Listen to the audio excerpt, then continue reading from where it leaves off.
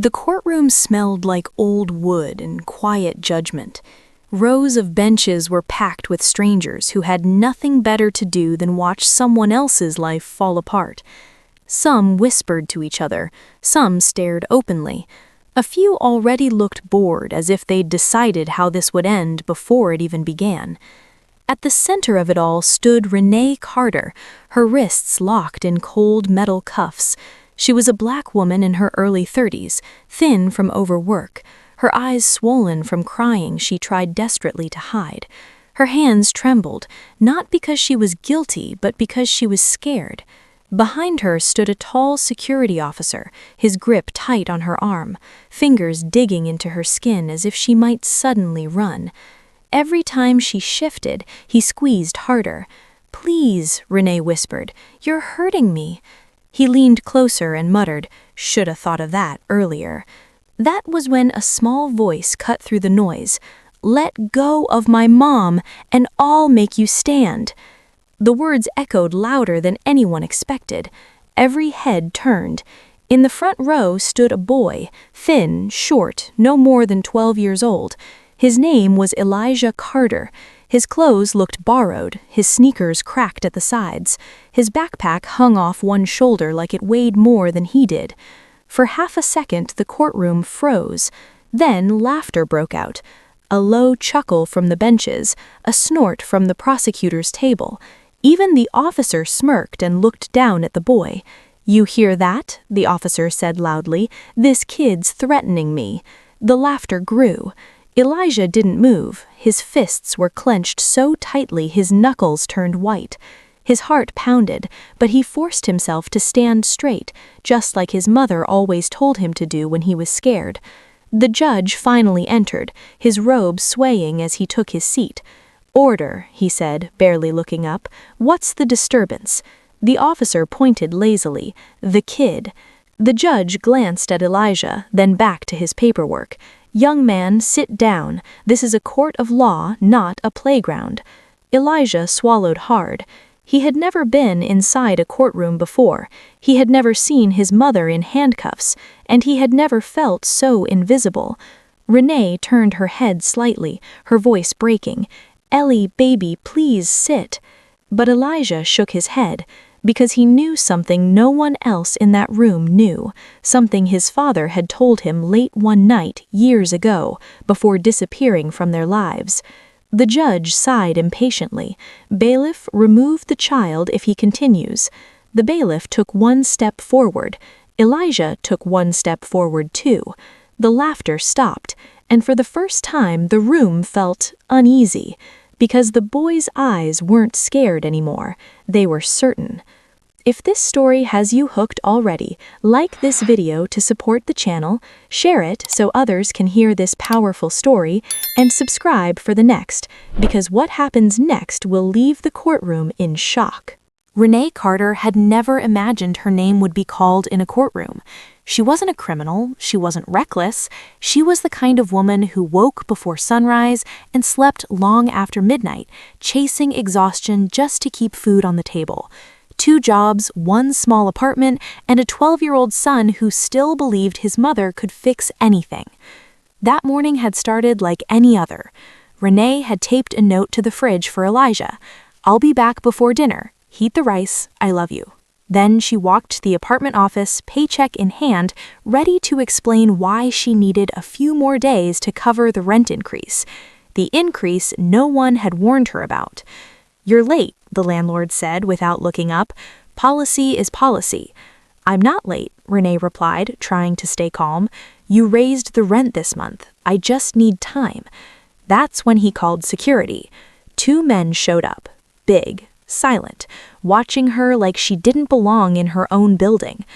"Ma'am, you need to leave," one said. Renee refused. "This is my home," she said, her voice shaking. "You can't just push people out." A hand grabbed her arm. She reacted on instinct, pulling away, yelling for them to stop. That was enough. They twisted the story before the police even arrived. Aggressive tenant, threatening behavior, resisted security. By the time Renee realized what was happening, she was already in handcuffs. Now, hours later, the same story was being told again, but louder and cleaner, stripped of fear and truth. The prosecutor stood confidently. The defendant caused a disturbance, resisted lawful security, and created an unsafe environment. Renee listened, stunned. That wasn't how it happened. She tried to speak, but her lawyer squeezed her arm. "Let me handle it." From the front row, Elijah watched everything. The way the landlord avoided eye contact, the way the officer smirked as if this was entertainment, the way the judge nodded along, already convinced. Elijah's stomach twisted. They weren't listening. They never listened. The prosecutor glanced toward him and smiled. "Your Honor, the presence of the child is clearly emotional manipulation." Emotional manipulation? Elijah felt heat rush to his face. His mother was being punished for being poor, for speaking up, for not knowing the rules she was never given. The judge cleared his throat. "Mrs. Carter, do you understand the charges against you?" Renee nodded slowly, tears slipping down her cheeks. "Yes," she whispered, "but I didn't do what they're saying." The judge didn't respond. He simply turned the page. Elijah's hands shook. This was happening too fast. And then he remembered the words his father had said long ago, words he never truly understood until now. "If they ever take your mom, you don't stay quiet." Elijah lifted his head. The courtroom felt suddenly smaller, and for the first time, the system realized the boy wasn't just watching anymore. If you believe this was never about justice, like this video, share it so others can see the truth, and subscribe to the channel because next topic is where everything starts to change. The judge adjusted his glasses and glanced down at the paperwork again, clearly ready to move on. "Mrs. Carter," he said flatly, "based on the report, this court finds sufficient cause to—" "Wait!" The word came sharp and sudden. Every head snapped toward Elijah. Gasps rippled through the room. A child interrupting a judge wasn't just disrespectful, it was unheard of. The bailiff straightened immediately, hand hovering near his belt. The judge frowned. "Young man, I warned you, sit down." Elijah didn't. His legs trembled, but he forced himself to stay standing. His eyes locked onto the judge, not with anger, but with something heavier, desperation mixed with certainty. "My mom didn't hurt anyone. They're lying." The prosecutor laughed softly and shook his head. "Your Honor, this is exactly why children should not be present in courtrooms like this." The officer tightened his grip on Renee again, as if to prove a point. Renee cried out, "Please stop!" That sound cracked something inside Elijah. He took a step forward. The bailiff moved instantly, blocking him. "That's far enough, kid." Elijah looked up at him. "I need to say something." The judge's voice dropped. "This is your final warning." For a moment, Elijah hesitated. This was the part his father had warned him about, the part where fear would beg him to stay quiet, where adults would try to make him small. Slowly, Elijah reached for his backpack. The room tensed. The bailiff stiffened. "Hands where I can see them." "I'm not dangerous," Elijah said calmly, "but what's in here is." Murmurs spread across the benches. The judge raised an eyebrow. "What exactly do you think you're doing?" Elijah pulled out a thin, creased envelope. It looked old, like it had been folded and unfolded too many times. The edges were worn, the seal slightly broken. "This," Elijah said, holding it up, "is why my mom shouldn't be in cuffs." The prosecutor stood abruptly. "Your Honor, I object. This is highly irregular." The judge hesitated, then nodded toward the clerk. "Bring it here." As the envelope was passed forward, Elijah's heart pounded so loud he was sure everyone could hear it. Renee stared at him in shock. "Elijah, what is that?" He didn't look at her, because if he did, he might lose his courage. The clerk placed the envelope in front of the judge. The judge opened it and froze. The color drained from his face as his eyes scanned the paper. His fingers tightened around the paper. The courtroom went silent. No whispers, no laughter, just waiting. The judge swallowed hard. Where did you get this? Elijah finally spoke the name he hadn't said out loud in years. My father. Gasps erupted. The judge looked up slowly, his voice barely above a whisper. But your father was reported dead, I know. He met the judge's eyes. But he told me if anything ever happened to my mom to give you that letter. The judge stood, and in that moment, every single person in the courtroom realized something had gone terribly wrong.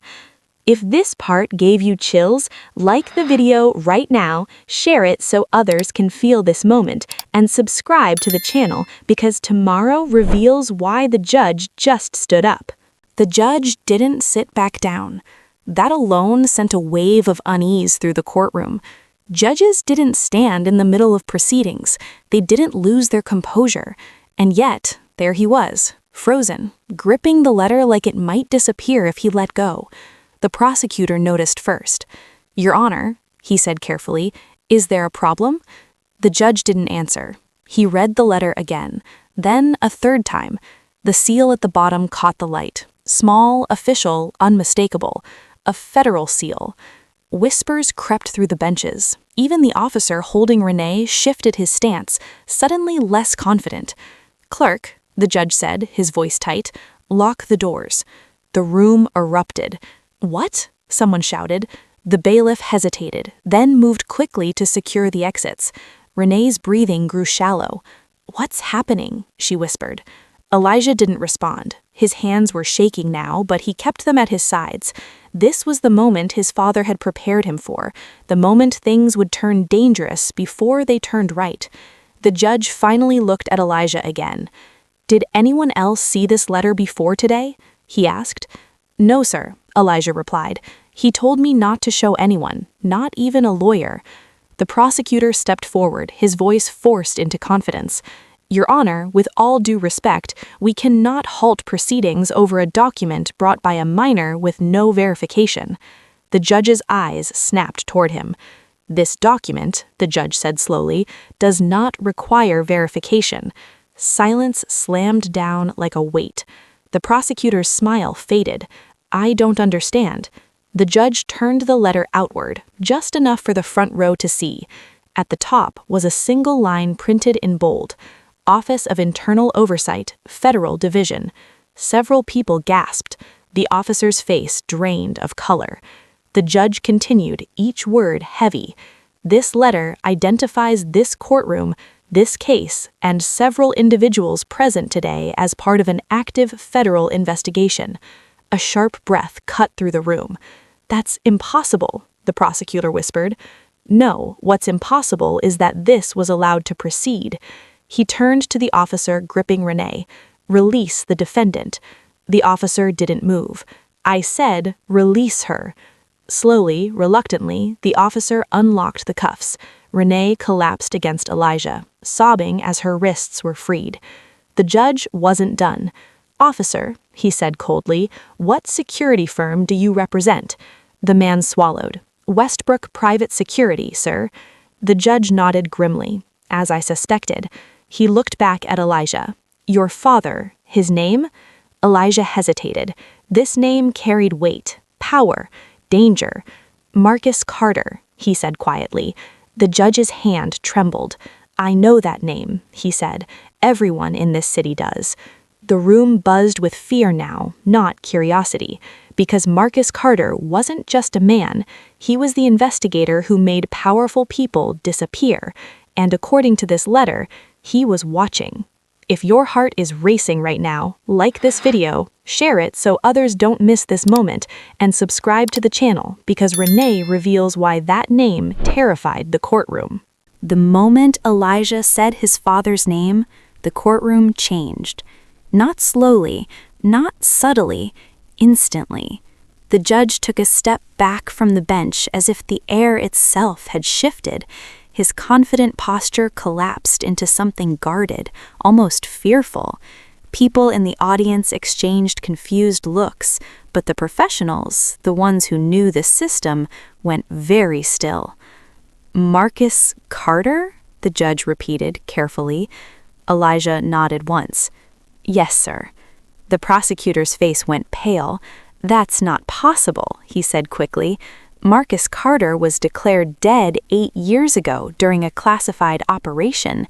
The judge's voice was sharp. Declared dead is not the same as confirmed dead. A heavy silence followed. Renee clutched Elijah's shoulder. Eli, she whispered, what is going on? Elijah didn't answer. His eyes were locked on the judge. The judge turned back to the letter, reading a specific paragraph aloud.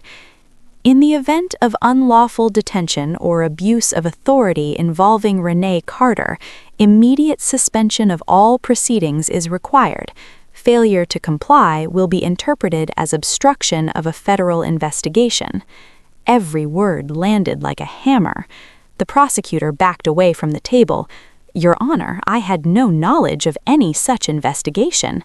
That, the judge replied coldly, is precisely the problem. He turned to the clerk. Timestamp this moment. Suspend the case, effective immediately. The clerk's hands shook as she typed. The officer who had arrested Renee cleared his throat. Sir, with respect, this woman resisted. Enough, the judge snapped. You will not speak again without counsel. The officer's mouth opened, then closed. Elijah felt his knees weaken. He hadn't expected this much. His father had warned him the letter carried power, but seeing grown men afraid was something else entirely. The judge leaned toward Elijah. Did your father say anything else? Elijah swallowed. He said, if they laughed at me, it meant I was right. A ripple of discomfort passed through the room. The judge exhaled slowly. That sounds like Marcus. He looked toward the back of the courtroom, scanning the walls, the cameras, the exits. Because if this letter is real, and it is, then this courtroom is not just a courtroom today. The prosecutor whispered, then what is it? The judge met his eyes. A test. A loud knock echoed from the courtroom doors. Everyone jumped. The bailiff rushed forward. Your Honor, there are federal agents outside. Gasps exploded through the room. Renee's legs gave out, and Elijah caught her just in time. The judge straightened his robe. Send them in. Elijah closed his eyes, because his father had been right about one more thing. Once the truth entered the room, there was no stopping what came next. If you feel the tension rising, like this video now, share it so others don't miss what happens next, and subscribe to the channel because the next topic is where the power finally shifts. The courtroom doors opened slowly. 2 men in dark suits stepped inside, followed by a woman with a federal badge clipped openly to her jacket. Her expression was calm, unreadable, but her presence alone silenced the room. Federal oversight, she said. This courtroom is now under review. No one breathed. The judge nodded stiffly. Agent Collins, I assume you've read the letter? She gave a single nod, several times. Her eyes swept the room, pausing briefly on Elijah, just long enough to acknowledge him. Then she turned to the prosecutor. You're dismissed from this case, effective immediately. The man stammered. On what grounds? Potential obstruction, conflict of interest, and failure to disclose an active investigation, she replied evenly. 2 agents stepped behind him. The message was clear. Renee clutched Elijah's hand tighter. Eli, I'm scared. He squeezed back. I know, Mom, but it's okay now. The officer who had arrested Renee shifted nervously. Agent, I was just doing my job. Agent Collins looked at him. So was Marcus Carter. The name echoed like a warning. She pulled out a folder. Westbrook Private Security has been under federal investigation for 3 years. Excessive force, false reports, illegal evictions. The landlord's face turned ashen. You, she said, pointing at him, have outstanding warrants. He tried to run. He didn't make it 2 steps. Gasps erupted as agents restrained him. The courtroom, once full of laughter, now trembled with fear. The judge cleared his throat. "Agent Collins, what about Mrs. Carter?" Agent Collins turned to Renee and unlocked her final restraint: paperwork. "All charges are dropped," she said, "effective immediately." Renee broke down, sobbing. Elijah wrapped his arms around her, his own eyes burning. Agent Collins knelt in front of him. "Your father would be proud of you." Elijah blinked. "You know him?" She smiled faintly. "Very well." The officer who had mocked Elijah earlier stood frozen. Agent Collins faced him next. "You're under investigation for misconduct." His badge was taken. His confidence vanished. The judge watched silently, humbled. "This court," he said quietly, "was wrong." Agent Collins looked around the room. "And this is why your father stayed hidden. Power doesn't like being watched." Elijah looked up. "Is he safe?" Agent Collins stood. "Safer than most." She turned toward the exit. "We're done here." As the agents escorted people out, the courtroom emptied. No applause, no noise. Just the sound of truth settling. Elijah helped his mother stand. For the first time that day, they weren't being dragged. They were walking, free. If justice finally feels real to you, like this video, share it to spread the truth, and subscribe to the channel, because this reveals what happens after the courtroom goes dark. The courthouse hallway felt colder than the courtroom. People who had laughed earlier now avoided eye contact, pressing themselves against the walls as federal agents escorted suspects past them. The sound of handcuffs echoed sharply, replacing the whispers that once filled the air. Renee walked slowly, still unsteady, gripping Elijah's hand like she might lose him if she let go. Her wrists were red and bruised, but she didn't complain. Freedom felt fragile, like it could shatter if she moved too fast. Elijah noticed everything. The same officer who had mocked him earlier now sat on a bench, head in his hands, his badge gone. The prosecutor's confident stride was replaced by a hurried exit through a side door. The landlord was led away shouting excuses no one listened to anymore. The power had shifted. Outside, the sun was blinding. Renee shielded her eyes, breathing deeply as if she hadn't tasted fresh air in years. Reporters gathered behind barricades, cameras flashing, voices calling out questions. "Mrs. Carter, is it true the case was dismissed?" "Elijah, how did you know?" Agents formed a barrier, guiding them past. Agent Collins leaned down to Renee. "You're safe, but things will move fast now." Renee nodded, still in shock. "I just want to go home." Elijah stopped walking.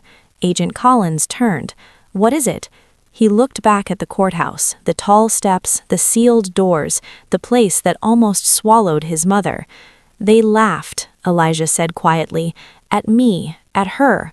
Agent Collins followed his gaze. "Yes, and now they won't forget this." Renee knelt in front of him. "You were brave," she whispered, "but you shouldn't have had to be." Elijah shrugged, trying to be strong. "Dad said sometimes kids have to stand when adults won't." Agent Collins's expression softened. "Your father changed things in this city. Today, you did too." As they reached the parking lot, a man in a dark coat stood waiting. His face was hidden by sunglasses, his posture alert. Elijah's breath caught. Agent Collins stopped suddenly. The man removed his glasses. Elijah recognized him instantly. "Dad?" he whispered. Marcus Carter knelt, pulling his son into a tight embrace. "You did exactly what I told you." Renee gasped, covering her mouth. "Marcus!" "He couldn't come sooner," he said softly. "It wasn't safe." Tears streamed down Renee's face as she held him. Agent Collins stepped back, giving them space. "We'll handle the fallout." Marcus looked at the courthouse one last time. They thought the system belonged to them. He looked down at Elijah. They were wrong. Elijah stood taller than ever. The laughter was gone. In its place, fear, respect, and truth.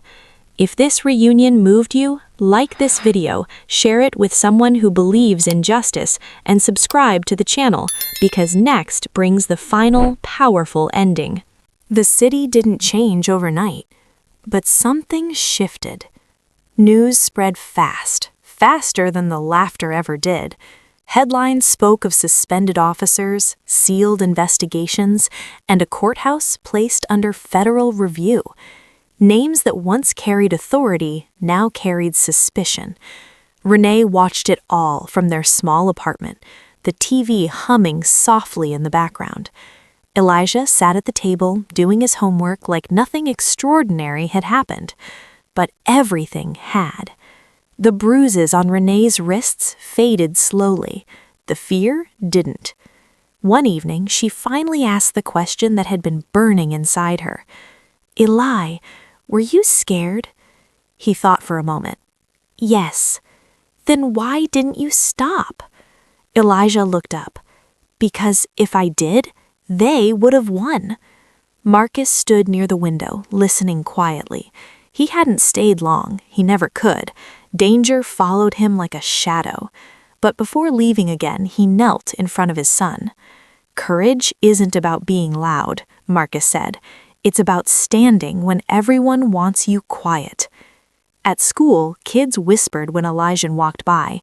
Teachers looked at him differently, carefully, respectfully. He didn't brag. He didn't explain. He just lived.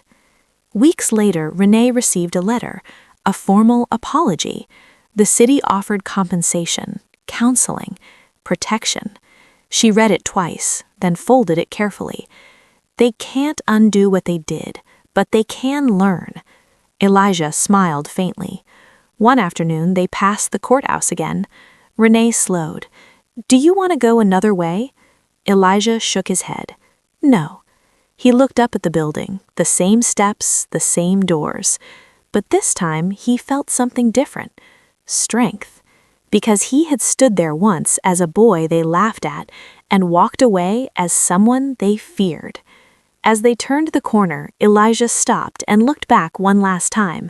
Justice wasn't perfect, but it had listened, and that made all the difference.